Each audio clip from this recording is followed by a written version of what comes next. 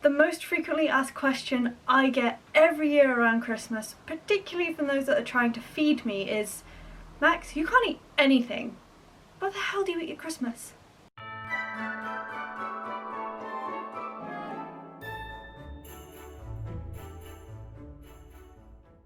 Hi, if you're new here, I have a weird relationship with food, where I was raised believing that I was allergic to rice, and in a 2020 blood test, it turns out that I might not be. I'm too scared to actually do the food challenge to figure it out, but we'll get there. That's 2021's problem. I'm also a vegetarian, and cheese makes me violently ill. So here are the 10 things that I make sure I have in the house every year at Christmas. The first one is fruit loaf. This is bread with a fruit mix in it, which is usually raisins and little bits of orange peel. I don't know what that's called, but that toasted is my festive breakfast every day. Second, candy canes, specifically the peppermint ones, and if it's sugar-free, even better. I've talked about the fact that I am nauseous all of the time. And around Christmas, I don't always want to draw attention to that. So having candy canes around is really good for that. I've talked more specifically about my love of candy canes at Christmas in this video, which I'm going to link to in the card above. Third, cranberry sauce. It is delicious. It goes on everything. I put it on my toast because I am a heathen. I have one this year that is cranberry and port, which is chef's kiss. I don't put it on the fruit loaf, but I do put it on regular toast if I'm having it. That brings us nicely on to number 4, which I can actually show you. Port. Port and lemonade mixed 50-50 is my festive drink of choice, and now that I've come off of amitriptyline, I can enjoy more than one glass. There's just something about port that tastes like Christmas to me, because I leave it for Christmas. I don't really drink it at any other time of year. I just save it until Christmas. And then when Christmas comes around, everybody asks me, have you opened the port yet? I have. Next up on my list, Bombay mix. If you don't know what Bombay mix is, let me just read the back for you. A spicy, savoury snack consisting of extruded noodles, peanuts, cashews, pulses, golden raisins and toasted coconut. If you put a bowl of this or any sort of trail mixy type snack anywhere near me, I will just sit and shovel it into my mouth. And that does bring me on to trail mix. Trail mix is a little bit different, and it's a bit easier to make yourself because trail mix is a very broad genre of snack. Bombay mix is quite specific. It either is or it isn't, but trail mix, oh, there are so many ways to make it. Generally put a handful of nuts, a handful of cereal, dried fruit, and something salty into a bowl, mix. Trail mix. Delicious.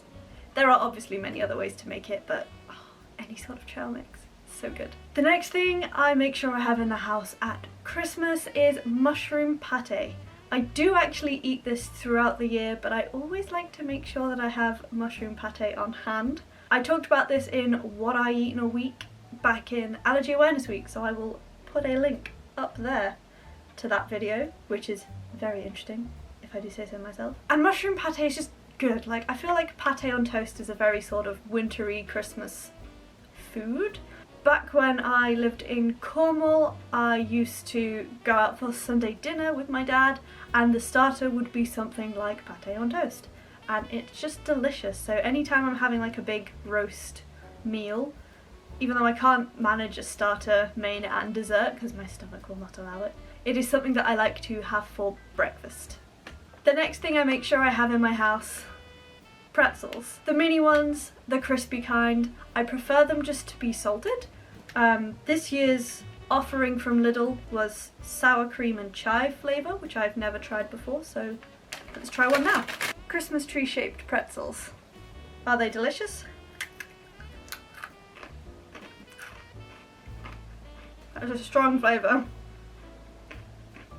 Yeah, they're okay. Oh, I can see those being very Moorish. Next up on my list, very quickly because I'm being blinded, very cheap chocolate. I can't handle a lot of sugar at once. This is about 30% cocoa matter minimum, with not loads of sugar, it's about 49% sugar by weight, compared to dairy milk, which is it's around 55 to 60% sugar by weight. It just hits the spot, okay? It's like that stuff that you get out of really cheap advent calendars.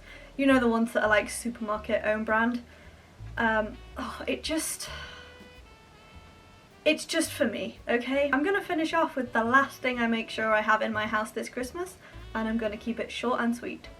Hummus. I will dip anything in hummus.